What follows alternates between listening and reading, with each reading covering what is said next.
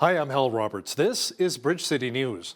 Here's some of the top stories we've been following. The head of the RCMP union speaks out and says more needs to be done to protect Canadians from violent crime in the form of bail reform. An Ontario man has died after not receiving an organ transplant. His wife says he was refused because he didn't get the COVID-19 vaccine. And the City of Medicine Hat is going to be supporting Halo Air ambulance service to the tune of $1 million. Your nation, your province, your southern Alberta. From the heart of Lethbridge, it's Bridge City News with Hal Roberts. Thanks so much for joining us. The president of the union, representing around 20,000 RCMP officers, discussed a new report on ways governments can improve bail reform. The report recommends a progressive, data-driven approach to reforming the system. Brian Sauvé with the National Police Federation says he's not only hearing from the police, but many civilians who say the current approach is not keeping them very safe, since repeat offenders are back out on the streets over and over and over again. We hear their frustrations about accused persons who have been released on bail and continue to commit repeat violent crimes while awaiting trial. Canadians as well are concerned that our justice system is not keeping our communities safe. A December 2022 Polaris Strategic Insights survey of 2,365 Canadians found that 75% agreed that governments must do more to address repeat violent offenders. Facts matter, and those facts show that Canada's current bail system needs repair. Many parents across the country are expressing their concerns over gender identity and expression being taught in the classrooms. And as a result, people are protesting. That's according to political reporter Brian Lilley. Mr. Lilley also made reference to some controversy involving a Calgary MP who had his picture taken with two parents wearing T-shirts which read, "Leave our kids alone." Parents wanting to be, or being concerned about what their kids are taught is not far right. The latest example, Jas Halan, the finance critic for the Conservatives, demands that he apologize because he posed with two parents who were wearing T-shirts that said, "Leave our kids alone." This is now automatically determined to be hate-filled, that this is hateful, that this is discriminatory, and that parents should just be quiet. And you're seeing a lot of pushback from progressives online who are suddenly saying, well, if you don't like it here, you should go back to where you came from. That's a real quick switch for the progressive side to jump to that, and not a very good look on them. Mr. Lilley will have more on the concerns a number of Canadian parents have involving what's being taught in our classrooms. That's coming up in the second half of our program. Prime Minister Justin Trudeau delivered a keynote speech at the Australia-Canada Economic Leadership Forum in Toronto. The event brings together over 150 government and business leaders from the two countries to discuss public policy issues. Trudeau says both Canada and Australia need to focus on building a clean, green economy. The impacts of climate change are having devastating consequences on people and on our economies. Canada is currently facing its worst wildfire season on record. As I was speaking with the two ministers earlier, Mark and Kirsty, it reminded me that Australia has had a devastating brush fire season just a few years ago. And right now, fires are particularly bad in British Columbia, which is also facing a historic drought. Firefighters have been going full speed since spring, and I want to once again thank Australia for sending specialist firefighters to provide so much help and support. Canadian Army reservists play a key role in providing support to those impacted by wildfires and floods here in our province. Back in May, wildfires threatened many communities in the northern and central regions of the province. A total of 135 volunteers were deployed to Drayton Valley to protect the community. Colonel Christopher Hunt, the commander of the 41 Canadian Brigade Group, stopped by Bridge City News to explain how the military is looking to hire over 300 reservists between now and the end of the year. With the demands we're seeing for domestic operations at home, as well as increased NATO commitments overseas, we need to hire more reservists. We need to grow the Army. We'll be doing that by offering employment in a wide range of occupations. So within the brigade, we've got a couple of dozen different occupations, from combat soldiers to human resource administrators to communications specialists to vehicle mechanics. I'd encourage people to go to forces.ca where they can learn more about those employment opportunities. Typically, the training can be done part-time with elements of full-time service in the more technical courses, and then people can serve from their hometowns. Carolyn Patton, the Alberta chair of the Canadian Forces Liaison Council, offered details as to some of the supports available that reservists can tap into. One of the keys to success for reservists is employers and the agility that they can have when a reservist needs to deploy for training, or whether they need to deploy domestic or international. And one of the best ways they can do that is with a new program which is called With Glowing Hearts, and it's available at canada.ca/withglowinghearts. The 41 Canadian Brigade Group has about 1,700 reserve soldiers throughout the province, including Lethbridge, Medicine Hat, Red Deer, Calgary, and Edmonton, and even some located in Yellowknife. Well, we got up to the high 20s again today in many regions of southwestern Alberta, and if you think it's hot now, as that classic song by BTO goes, you ain't seen nothing yet. Angela Stewart is in with an early look at the forecast. Angela, could we see close to mid-30s by Friday? Yeah, that's exactly it. And those warm temperatures are even going to continue into the weekend and even into next week. Today we reached a high of 27 degrees. We even felt some winds at time, gusting up to about 50 throughout the day. Luckily, those winds are going to taper off tonight, expected to sit at a low of 9 degrees tonight, shooting up to 28 there tomorrow. Lots of sunshine on tap, and then 11 degrees overnight for our low tomorrow. As for how the rest of the week is shaping up, I'll have all those details coming up later on in the show. Great. Thanks so much, Angela. Health officials are warning that the heat wave, which we've been experiencing across North America and in Europe right now, is causing more heart attacks. They say the biggest health risk actually occurs not during the day, but at night. So repeated high nighttime temperatures are particularly dangerous for human health because the body is unable to recover from sustained heat. This leads to increased cases of heart attacks and death. And it's not the only diseases that we see, but they're the notable ones. While most of the attention focuses on daytime maximum temperatures, it is the overnight temperature which will have the biggest health risk. This summer has brought us a lot of heat and some tornadoes as well. Canada's National Weather Agency confirmed that there was a brief tornado that was spotted on southern Alberta on Monday. Now, Environment Canada says it received many reports of the twister in Okotoks, but did not hear of any damage. In addition to the tornado, the agency says the storm brought severe winds and large hail to the area. The largest hail in Calgary was measured at around 35 millimeters. Lethbridge police need our help in identifying an arson suspect. Police say on July 13th, the suspect lit a couch on fire that was sitting outside of a residence along the 1100 block of 19th Street South. The blaze damaged the couch, but also a garage and a fence nearby. Later that evening, 3 waste bins were also lit on fire along the 1800 block of 9th Avenue South. Now, this is the suspect police are looking for, whom they say is responsible for the arson. They're asking if you've seen the man or you know of his whereabouts to contact them right away at 403-328-4444. There are a number of tickets issued by Lethbridge Police during this Street Wheeler Street Machine weekend. LPS say 130 violations were dished out and a number of impaired drivers were also taken off the road. Police say the majority of tickets were for stunting and equipment violations. They say a 24-hour suspension was issued, 6 vehicles were towed, and a warrant was executed. Street Machine Weekend saw thousands of people come out not only to enjoy drag racing at the airport, but also the show and shine featuring hundreds of classic vehicles at Galt Gardens. A Twitter user says he almost fell victim to an airline scam. Shamil Evers says that his flight with Delta Airlines was canceled, and when he tried to call the company, it was a fake phone number from a scammer. Now, Wes LaFortune, the manager of communications and media with the Better Business Bureau of Southern Alberta, outlined some travel tips to avoid scams when you're out for some much-needed summer holiday time.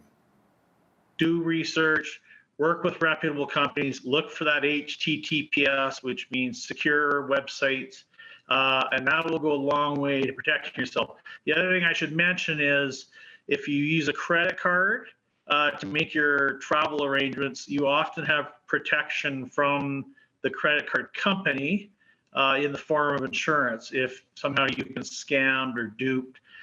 So that's another level of protection that the consumer can use when booking travel. The Canadian Anti-Fraud Centre says so far this year, Canadians have lost $283.5 million due to fraud. If you've been the victim of a travel scam, you can report it to the BBB's Scam Tracker website. An Ontario man has died after being denied a kidney transplant for being unvaccinated against the COVID-19 virus. Reports say Sudbury, Ontario resident Garnet Harper passed away from kidney disease. His wife Megan said in a recent interview with Independent Journalism that a nurse also inquired if the Trillium Network in Ontario could take his organs when he died. She said it simply made her sick to her stomach. She says, quote, "They call you while you're sitting next to your dying loved one and they ask you if they can have his organs. Meanwhile, he wasn't good enough to receive organs from them is, well, I can't even describe what I'm feeling." An obituary from Harper's family said he was fighting kidney disease when he died on May 22nd at the tender age of 35. In a related note, the Supreme Court of Canada said last month that it would not be hearing Alberta resident Sheila Annette Lewis's case against a vaccine mandate for organ transplant patients. Lewis is now looking at having her surgery done in the United States. A mother of two young girls who was killed while walking in an East Toronto neighborhood was remembered during a public vigil on Monday. The event was held at a park in the city's Leslieville area, honoring 44-year-old Carolina Hubner Macarat, whom friends and family just called Caroline. So Caroline was a dear friend of mine. We lived, we loved, we laughed, and we cried together. I'm a better person because of her. We first bonded many years ago over spreadsheets to plan our adventures. Then we explored the world together and finally growing our families. $1 million has been approved by the City of Medicine Hat to help support Halo Air Ambulance for 2 years. That's the first time the city has approved support for Halo, which operates out of the Gas City. For us, we've always been invested in Medicine Hat. We've always wanted to be a part of the community. This is the reflection of that now, after years of advocacy and serving the community in ways that I think perhaps is somewhat intangible. But 19% of our call volume last year was in the City of Medicine Hat, calls that resulted from the City of Medicine Hat, whether that was an interfacility transfer from the hospital or whether that was support in fire, search and rescue, or law enforcement. And so I think that was an important statistic to get out there and have a conversation about so that we could really validate the necessity of the investment and making sure that it was a good fit. Caroline says they hope to eventually expand to other cities in the province, including Lethbridge. The Alberta government is investing $10 million to Indigenous partners through the Bridging Classrooms Communities pilot program. Officials say the new funding will help Alberta Native Friendship Centres build relationships with local school authorities to advance reconciliation. The money will also support the hiring of community connection workers to strengthen student relationships with Indigenous communities. The province also announced more funding to support kids and youth involved in sports. Sport and Tourism Minister Joseph Scow says families and nonprofit groups can now apply for funding from the Every Kid Can Play program. $3 million will go towards Kids Sport Alberta to subsidize registration costs for families who are struggling financially. I'm happy to let everyone know that applications are now open for families to receive sports support and registration fees. Kids Sport is a fantastic organization that has a wealth of experience granting funds to youth and children to help subsidize the cost of participating in their favorite sport. We're happy to partner with them as they administer this program on our behalf. In addition, grant applications are now open for local and provincial nonprofit organizations that provide sport and recreation programs for their communities. Kids are looking like they had a lot of fun back there. Zellers is coming back to Lethbridge. 21 new pop-up shops were announced this week with Lethbridge listed as one of the locations. The store will operate out of the Hudson's Bay at the Melcor Centre. In a news release, the president of Hudson's Bay says pop-ups are a key ingredient in our expansion strategy, allowing us to explore and test new markets, gather valuable customer insights, and fine-tune our offering before establishing larger format store locations. Other locations which will feature the pop-up stores in Alberta include Red Deer and St. Albert. You know, there are amazing places to visit here in our province, whether it's the mountains in Waterton or Banff, the incredible hiking trails, lakes, or our beautiful waterfalls. Brent Coinberg is a guide with Crow's Nest Adventures. He says there's a unique hike they take people on to see an old military plane crash. Excuse my detail. I think it was 1946. The plane was traveling from the west coast, traveling to the east coast, and come across a big storm in and around the Cranbrook area. So the plane, or ground, last received contact with the plane around Cranbrook, and then just lost all contact with the plane. Well, 2 days later, forestry officials in the town of Coleman, which is the furthest west town in the Crow's Nest Pass, saw smoke coming from the mountains to the south of them. So they got a search party together, and they snowshoed in and found the wreckage. Unfortunately, all 7 passengers passed away. Make sure you catch the full interview with Brent Coinberg from Crow's Nest Adventures and BCN's Jeanette Rocher coming up after business news.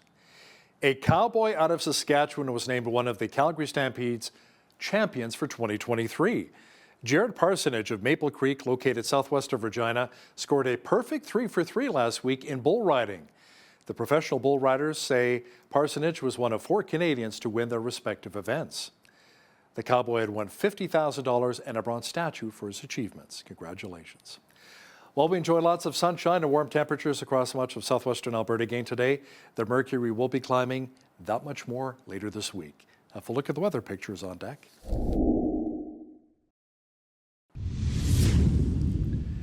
We saw lots of sunshine and hot temperatures across much of southwestern Alberta again today. Angela Stewart is in now with all of the weather details. Angela, it'll be good to stay hydrated, maybe find some AC, since we may hit mid-30s again this week. Yeah, so I'm just going to smile and nod because that's exactly right. Mid-30s is kind of what's expected and what's on tap for Lethbridge and many parts of southern Alberta. And the reason why it's so hot and why these temperatures are so warm, lots of sunshine, is because there's a high pressure system.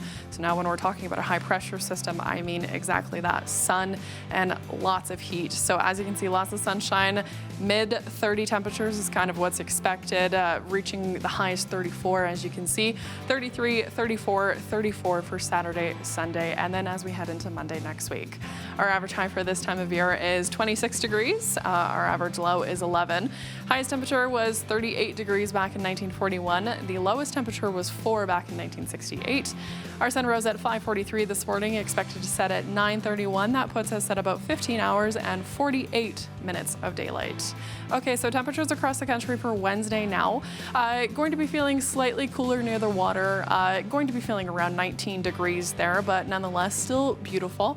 25 the expected high for tomorrow. 23 going to be feeling much warmer, as we move inland. Going to be feeling more like 29 degrees, so a lot more humid with that humidex. Edmonton, at risk of an afternoon thunderstorm there tomorrow, 24 the high. And then Calgary has been feeling the brunt of lots of rain lately. They were just hit with a massive hailstorm the other day, so now they've kind of passed that. So 25 is the expected high there tomorrow. So good news all around for them. 23 degrees in Saskatoon. Some cloud coverage is kind of expected there. Some showers is kind of on tap for Regina for our friends to the east. And then the rest of the prairies, 22 degrees in Winnipeg expected. There's also a risk of an afternoon thunderstorm there. To the central part of the country now, they've been feeling the brunt of central part of Canada. They've been kind of feeling the brunt of the after effects of the wildfire smoke. So there is actually a smog warning for Montreal. So when we're talking about a smog warning, that kind of means poor air quality. So just kind of keep that in mind. It is expected to diminish by late Wednesday. Nonetheless, 26 degrees in Toronto, risk of showers there tomorrow, 27 and 27 for Ottawa and Montreal. Atlantic Canada now, they are wet, but also that mix of cloud coverage as well. Fredericton, Halifax, and Charlottetown, there is risk of an afternoon thunderstorm for some parts. Mid-20s is kind of what we're seeing for tomorrow, 25, 24, 26 for Fredericton, Halifax, and Charlottetown, and then 28 beautiful conditions in St. John's for tomorrow. And that is a look at your full weather forecast. The rate of inflation in Canada dropped to 2.8%. It's the lowest it's been since March of 2021. The Bank of Canada says its goal is between 1% and 3%. Despite the decline, Canadians continue to pay more for groceries, with prices up 9.1% year over year. But the latest numbers show prices for a range of goods and services are moderating. Now, that's pretty good news for consumers who've had to pay steep prices and increases for not only food, but also for fuel, rent, and mortgages since the start of the pandemic. Canada Mortgage and Housing Corporation says housing starts posted their largest month-over-month increase in 10 years last month.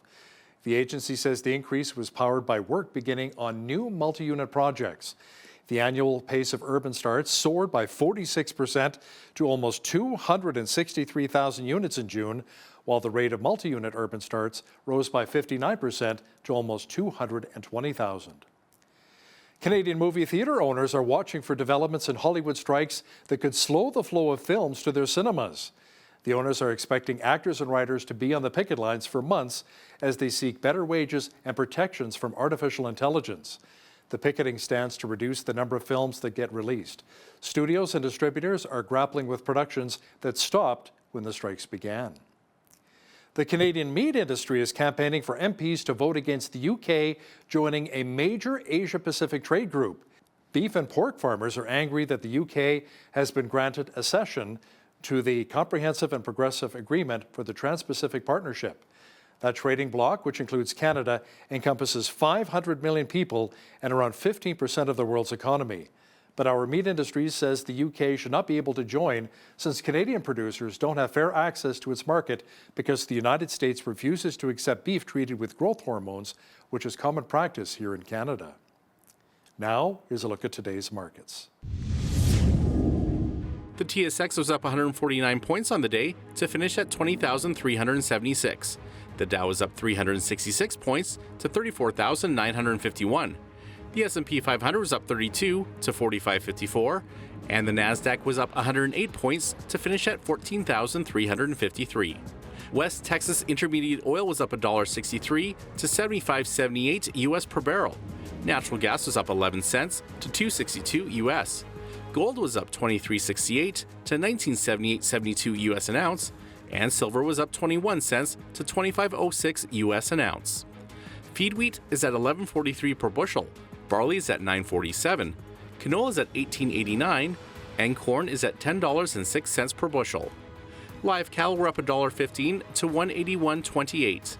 Feeder cattle were down $1.25 to $248. Lean hogs were up $1.50 to $96.27, and the Canadian dollar was down slightly over the past 24 hours to $75.91 US.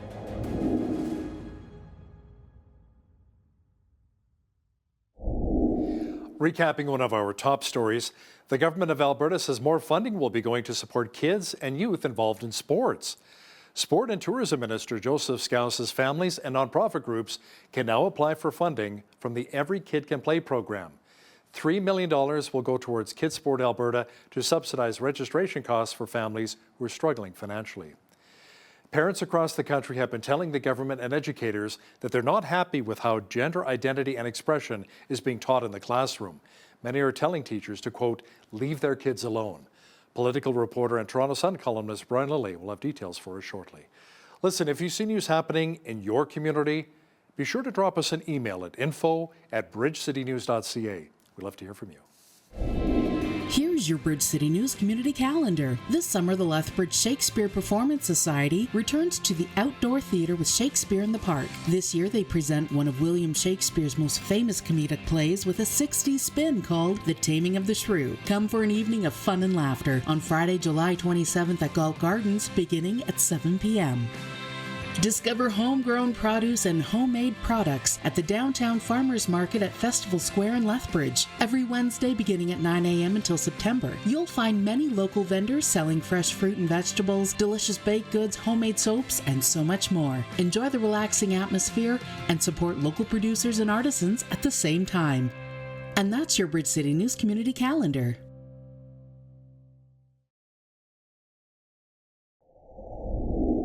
The new number is in for inflation. It now sits at 2.8%. Now, it's a far cry from the 8% it was about a year ago. Many would say this is good news, and perhaps maybe the Bank of Canada will ease up on raising its interest rate, its key rate. Now, to chat about inflation in a little more detail is political reporter and Sun columnist Brian Lilly, who joins us once again from Toronto. Brian, even though inflation is now at 2.8%, you say it's still an issue for many Canadians. Why is that? That's because food inflation remains over 9%, and mortgage rate inflation went up even higher. And of course, that doesn't even take into account the latest rate increase hike by the Bank of Canada. So we've got food inflation still over 9%. That hits people's bottom line far quicker than anything else. People like you, so many friends of mine who've had to renew their mortgages, they're seeing payments go up hundreds, if not thousands of dollars per month.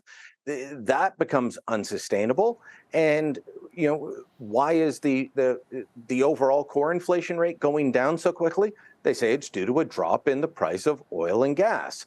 I don't know about where you are, Hal, but I can tell you that, yeah, during May and June, the price of gas was lower. Well, guess what? It's back up now. Just filled up this morning, paid $1.60.9 per liter of just regular. So inflation is going to go back up when we get the July numbers out. And it's wonderful if we can say, well, it's down overall because of these things, but your two core issues that you need to look after, we don't have a choice. Housing and food are through the roof. And if you don't own, well, guess what? Rent rates are up across the country as well. It is becoming increasingly difficult for people to feed and house themselves. And that hits harder than anything else. You're talking about the price of gas here in southern Alberta. It's $1.40.9. And a big reason is because the provincial fuel tax has been suspended until the end of December. So that's here in Ontario, and Premier Doug Ford was making this comment at the Premier's meeting last week. He's dropped the provincial gas tax by 10 cents a liter. He said, can you imagine if we hadn't? He's called on the federal government to reduce theirs and not bring in extra ones like the clean fuel regulations. Of course, that's fallen on deaf ears with the Trudeau government. Wow. Brian, the port strike in Vancouver that lasted close to 2 weeks hit producers very hard, especially those here in Western Canada. Billions of dollars was lost. Brian, it may be months before things finally get back to normal. That's right. We're already seeing reports of a drop in truck traffic to the Port of Vancouver alone. And of course, it was Vancouver and Prince Rupert that were on strike. But Vancouver truck traffic down more than 20%. So are shippers just deciding to go in other directions, use what they view as more reliable ports? Possibly. And let's remember, this it's a tentative agreement. Things are not signed and dotted and confirmed. I mean, the worst case scenario is we go back to a strike in at least some portions of it. Let's hope that doesn't happen, because the 13-day strike they're talking about taking until September before the logistics companies say the full backlog will be gone. I mean, think about that. One of the busiest ports in North America, and you had goods coming in and they couldn't leave. You had ships backed up that couldn't be offloaded. You've got to do that 13 days worth of backlog while still dealing with what you're hoping are going to be normal days. I understand the workers, and I heard Pierre Poilievre, the Conservative leader, saying he understands why they were fighting for better wages given inflation, which we just talked about. But this is going to have long-term impacts on everybody involved. And so if you're an oil and gas producer in Alberta, a beef producer in Alberta, pork producer in Quebec, shipping to Asia, potash producer, you're still worried about how things are going. And of course, we saw a lot of production start to scale back before the strike was called off. Are they able to fully ramp back up yet? Not quite. Brian, the Trudeau government says they will chop subsidies for oil and gas companies. The energy sector says, no, the feds are just getting rid of tax breaks, not subsidies. So what do we need to know here? You need to know that it's tax breaks. It's not subsidies. These are tax breaks given to oil and gas companies where, for exploration, for writing down equipment, similar to what other industries get. But the progressive movement in Canada has long been against anything that goes to support the oil and gas industry. if you're out, doing exploration, looking for new deposits, whether it's in mining, oil and gas, what have you, yeah, you get tax breaks on what you're doing, what you're producing, what you're attempting to produce. These same sorts of things are given to manufacturers. They're given to all kinds of organizations, and in fact, it's very similar. What is on offer to the oil and gas industry to what's happened with Volkswagen and Stellantis. That keeps being described as $13 billion of subsidies, $15 billion of subsidies. It's not. It's tax breaks. It's incentives. It says, if you produce X, we'll only tax you a portion of it instead of the full amount. And as I keep saying, well, 75% of something big is better than 100% of nothing. The same goes for the oil and gas producers. You're taking away an incentive to produce here. We've already seen production move to the United States, whether it be in LNG or straight up traditional oil. That movement has already happened. Why would the Trudeau government want to accelerate that? Well, it simply comes down to ideology. They're not interested in the economy. They're not interested in what they've dubbed a just transition. They have an ideology that says oil and gas is bad, even though that's how Justin Trudeau's grandfather made the millions he still lives off of, and they're determined to get rid of it. Wow, very scary. Brian, a major conference for the liquefied natural gas industry took place recently. Alberta Premier Daniel Smith was there, but Trudeau's natural resources minister was absent. Suspiciously so. Is this maybe another snub of the industry? Absolutely, it's a snub. The industry and the conference started asking the Prime Minister and key ministers like Jonathan Wilkinson, who's the Minister of Natural Resources. He's in charge of the energy file. They were asking the government late last year, hey, we're having this conference. This is the first and only time it's ever been held in Canada, truly global conference. It was supposed to be held in St. Petersburg, Russia. That was canceled due to the invasion of Ukraine, was moved to Vancouver. You had government officials and business officials from around the world showing up in Vancouver to talk about the liquefied natural gas industry, of which Canada could be a major player. We're not living up to our potential there. Instead of sending Jonathan Wilkinson, who's from Vancouver, they sent Randy Boissonnault, the tourism minister from Edmonton, to discuss how important LNG is to the Trudeau government. That message does not ring true when you've got the tourism minister flying in from Edmonton while the natural resources minister flies to Calgary to campaign for the Liberal candidate in Calgary Heritage for the by-election, which is about to happen. A by-election the Liberals are not going to win. This is Stephen Harper's old riding. The Conservatives have put up a very smart guy, full disclosure, friend of mine, Shuv Majumdar. He's going to win that by-election. And, so why is Wilkinson out campaigning for a candidate who's not going to win instead of driving 30 minutes? Take an Uber, take your government limo, take whatever. Go to the conference, show that you care. But once again, just like with what we were talking about a minute ago, this is a government who doesn't value the oil and gas industry as vital to Canada's future, even though it is. Brian, 2 weeks ago, it looked like there was an agreement in place to call a public inquiry into foreign interference, but nothing has happened. Dominic LeBlanc, the minister charged with dealing with this file, says things are not ready? Yeah, the other day, Pierre Poilievre asked about that while he was out in Vancouver, I believe it was, and said, well, what's happening? And Poilievre said, I don't know, we're waiting by our phones. So if you remember when we discussed before, they were trying to come up with terms of reference, and the Conservatives said, we'll give you names once you've committed to a public inquiry. I've had it confirmed that the Conservatives have given over a list of names. They have agreed to the terms of reference for the public inquiry, all the opposition parties and the government. And they've got the list of names not only for the Conservatives, but from the Bloc Québécois, from the NDP, and now they're sitting on it. So is this going to be another attempt to say, well, we just couldn't find consensus, so we can't move forward? We saw Justin Trudeau try that while Dominic LeBlanc, his fixer, was off in Japan on an international summit. Is Trudeau going to pull that again? I hope not. We need to get to the bottom of this. This is a government that has dragged its feet on every instance, at every opportunity. and they appear to be doing it again now, even though all the parties, came together. I'm told there'll be another meeting of House leaders in the next couple of days.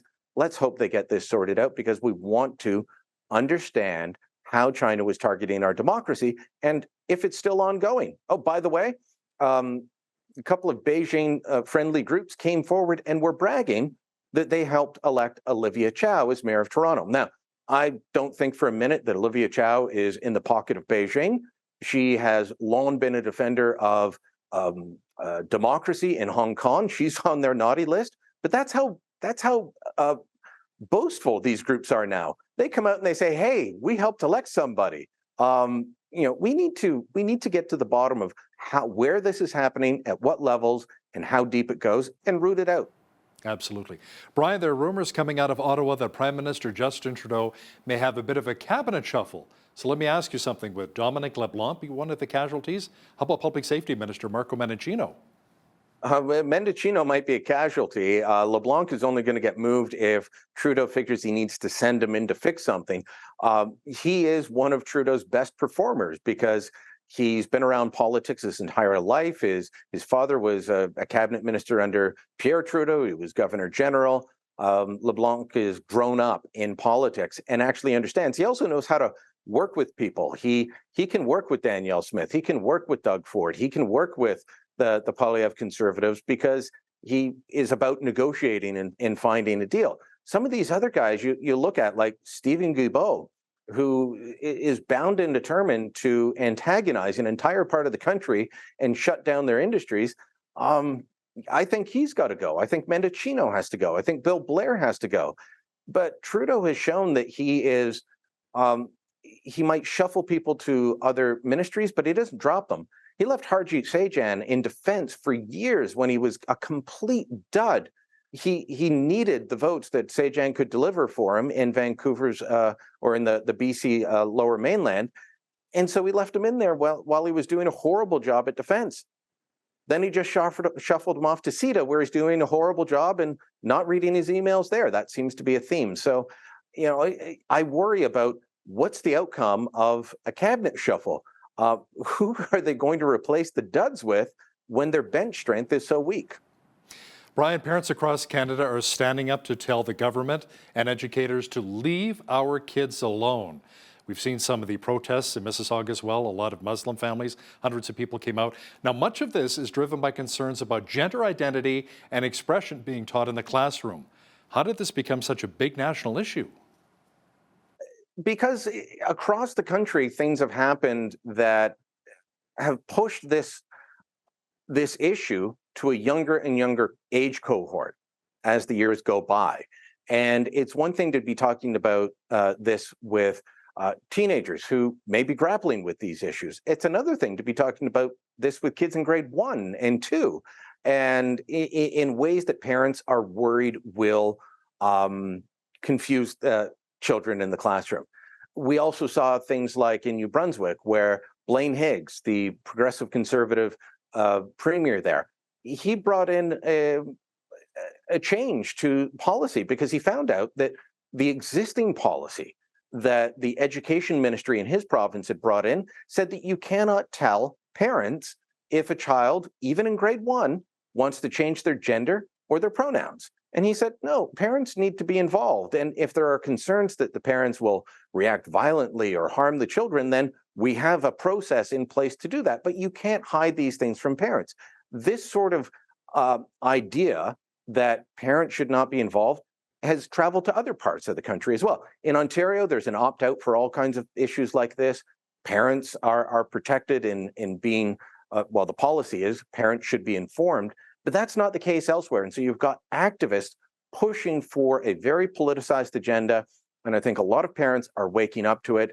And in the past, Justin Trudeau has just dismissed them as far right-wing, white supremacists, things like that. But now, as you mentioned, yeah, it is a lot of Muslim families. It was 300 mostly Muslim Canadians in Mississauga over the weekend protesting.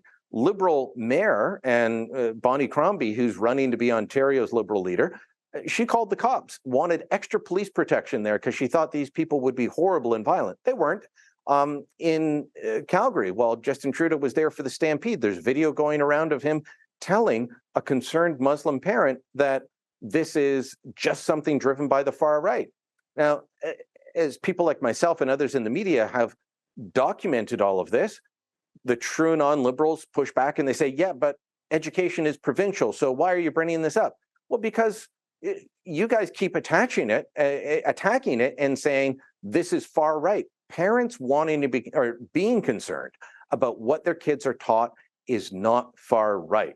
The latest example, Jaz Halan, the finance critic for the Conservatives, demands that he apologize because he posed with two parents who were wearing T-shirts that said, "Leave our kids alone." This is now automatically determined to be hate-filled, that this is hateful, that this is discriminatory, and that parents should just be quiet. And you're seeing a lot of pushback from progressives online who are suddenly saying, well, if you don't like it here, you should go back to where you came from. That's a real quick switch for the progressive side to jump to that, and not a very good look on them. Wow. Political reporter and Sun columnist Brian Lilly, thanks so much for joining us today from Toronto. Thank you, Hal.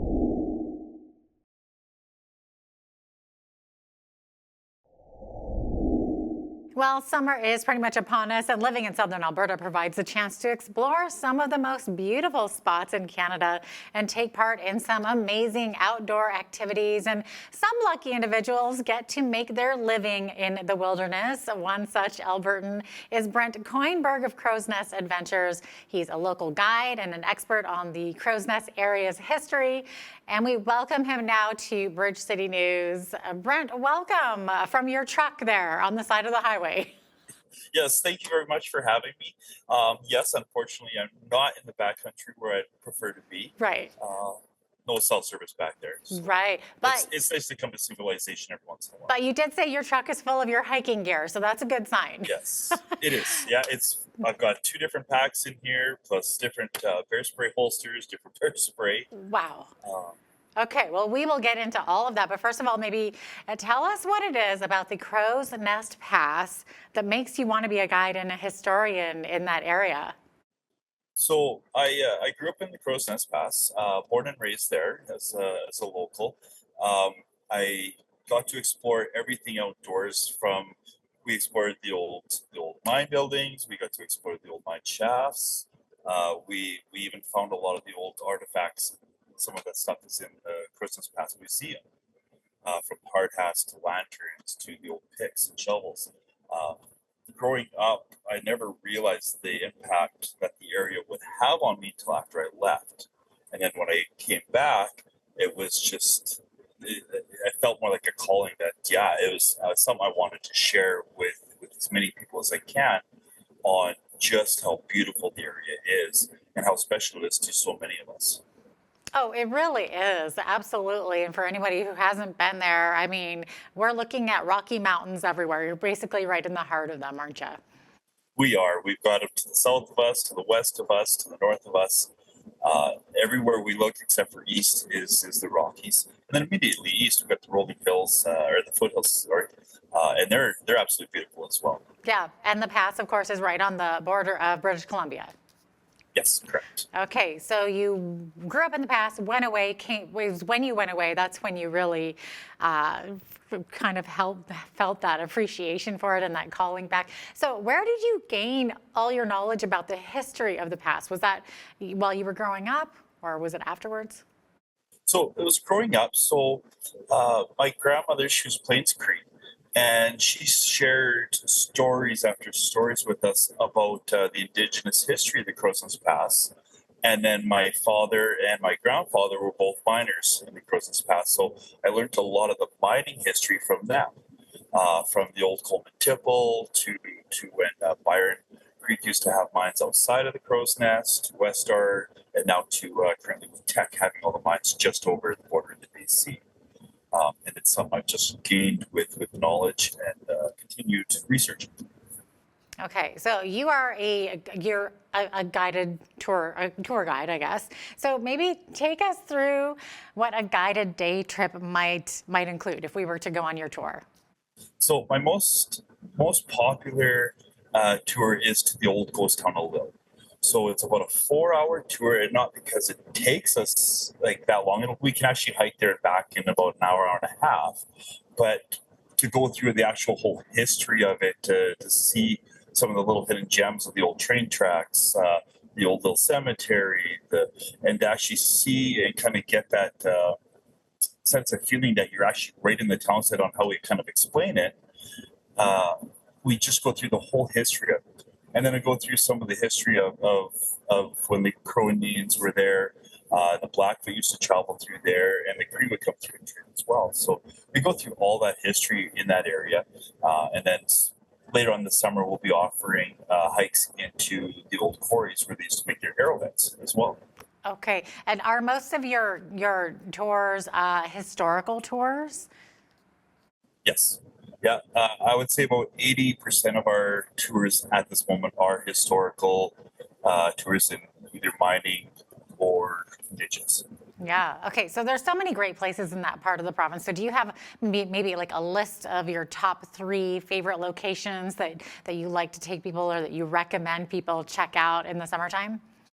Yes. So I always highly suggest for the hikes would be number 1, just because of the history of it.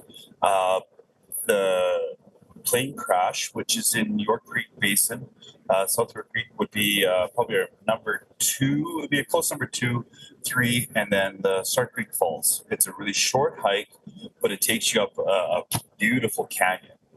And then there's waterfalls that's about 25 feet in height, 30 feet in height, and it's absolutely gorgeous in there. What is the waterfall called? I love waterfalls. So it's Stark Creek Falls. Okay, awesome. We also have tons of other waterfalls in the area as well. Aren't there? I know. I love them. I'll have to check that one out. The plane crash. I saw pictures of this on your website. It's incredible. Maybe talk about what this is. It was an old military plane that went down, right? Now it's kind of covered in like vines and bushes and stuff. It looks like something out of the show Lost, literally. Yes. Excuse my detail. I think it was 1946. A plane was traveling from the west coast, traveling to the east coast, and come across a big storm in and around the Cranbrook area. So the plane, or ground, last received contact with the plane around Cranbrook, and then just lost all contact with the plane.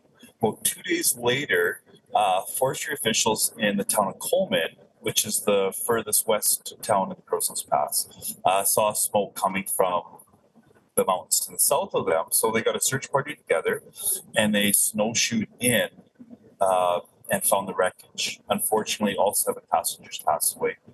So they retrieved the bodies, brought them home. That way they go back to their loved ones. And then now it's part of the Castle Park. And unfortunately, a lot of people over the years have taken pieces and parts of the plane out. So we're hoping that what's left of the plane, between the tail section, a couple of the wings, an engine, and some other pieces and parts, hopefully people will just kind of just leave it be, right? Exactly. Yes. And that was a gorgeous hike. Yeah. How long or how complicated is it to get in there? So that one's not. It's not a very complicated hike. It is a longer hike. It is roughly about 19 to 20 kilometers, just depending on where you stage. If you stage way back at the snowmobile staging area, it's about 22 kilometers round trip. But it's a fairly easy hike. There's a lot of up and down, and it's got some loose rock in a couple of spots and one steep spot. All the bridges put in by the Crowsnest Pass Quad Squad are multi-use bridges, so everyone can enjoy those bridges, so you don't have to get your feet wet. Yeah, I do suggest taking lots of water, because you're on an open slope for a good chunk of it. And then once you get up there, it's absolutely beautiful, because there's a bigger waterfall. It's quite a bit smaller, but it's a bigger waterfall. And if you go, say, end of July, early August, you can actually crawl underneath what works is almost like a kind of a mini glacier, and it's all ice. It's hard to explain. So, like right above you, it's just kind of like an ice dome. Wow. It's gorgeous. That sounds incredible. Now, are there any like locations, lost places or events or anything that you've heard about that you haven't discovered yet that you would like to? In and around the Crowson's Pass, it's pretty hard to find new spots. Like we still discover new mine equipment that we haven't seen before, and we see stuff that new hikers will post a picture of. I'm like, I don't recognize that. So of course you gotta get all excited. Okay, we gotta go find that. The neatest thing we did find actually wasn't by myself. It was by my brother-in-law about 5 years ago. It's called Ellison Falls, and it's not too far from Ellison Chinook Lake, and it's right on Ellison Creek. And you hike not too far from the lake, and you hike up a little valley, and there's these Ellison Creek Falls. And yeah, I just found them 5 years ago. Yeah, so I've hiked those. They're amazing. Yeah, so I do get surprised every once in a while, and I love it when it does happen. Yeah, that's one of my favorite places. Yeah, and I thought that everybody knew about it, but no, it's incredible. It's hard to find. It's really hard to find because Yes. I think you have to have like GPS coordinates or something. Somehow, I think we just stumbled upon it. It was incredible. Do people ever ask you about the Lost Lemons mine? So Lost Lemon Mine, it seems to have lost a lot of popularity over the years. I still get the odd question. As a child growing up, my family used to go up there, and we spent a lot of time up there in the summers. My uncle Mike had, I can't recall if it was 13 up to 18 different, what are they called? Where you own the mineral rights, the mine rights. So he had some 13 or 18 of those documented where he actually owned that spot. They found the Lost Lemon mine. Unfortunately, he never did it. Him and his partner Arnold Morris were always up there, and they tried for 40 years, 50 years. And I remember as a kid hearing all these stories. We did find little flakes here and there, the odd little nugget up there, but we never hit the jackpot, unfortunately. Yeah, because it's supposed to be a gold mine, isn't it? Yeah, so apparently geologists have been saying that Southern Alberta has the wrong geology for gold. So do you think that the Lost Lemons mine is more of a folklore and legendary, or do you think it's a reality, what they were actually mining? I absolutely love to believe that it is something that is true, but I am skeptical. As like you said, we spent a lot of time up there as kids, so I don't know if we were just making the wrong spot or what. But we did find gold, and not much, like maybe $5 here, $5 there. So it is a very, very good possibility. Stranger things have definitely happened. Right, definitely. Right? Yes. Now, of course, you live in an area where there's a lot of talk about mining and natural resources in that area. So it's also a polarizing topic for the people who live in the pass. What can you tell us about that? So people are either for ethical mining or they're completely against it. So me personally, I'm for ethical mining. As much as I would love to say we don't need to continue mining coal or copper or iron ore or any of that, we still need that. As a society, we still aren't there yet to move away from that stuff. So for me, I'd like to see more controls in reclamation. So once we actually get all the coal or whatever we're mining in that area, once they have it, I want to see the reclamation in there to be better than it was before.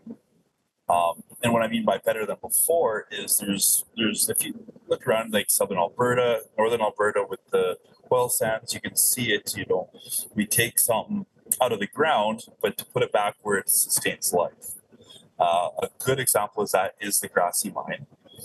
I grew up looking at the Grassy Mine pretty much my whole life. And Grassy has a very hard grasses on it, so it doesn't sustain too much for animal life. But you go further up the valley into Daisy, and the grasses are a little bit different. So it's like whatever else is in the water coming out of there. It's a little hard for the grasses, so the animals don't quite like it, but they like it beyond. So I'd like to see the mine get returned to a better state than it was before. Brent, unfortunately, we're running out of time here, but thanks so much for joining us today and telling us about all these amazing, cool spots, which we must check out this summer. I know I'm gonna add them to my list. Please do check us out. By all means, come on down. We'd love to take you out for a tour as well. Sounds wonderful. Thank you so much. That was Brent Coinberg of Crow's Nest Adventures joining us from the Crow's Nest Pass area, actually his truck there. I'm Jeanette Roche on behalf of all of us here at Bridge City News. Thanks so much for watching.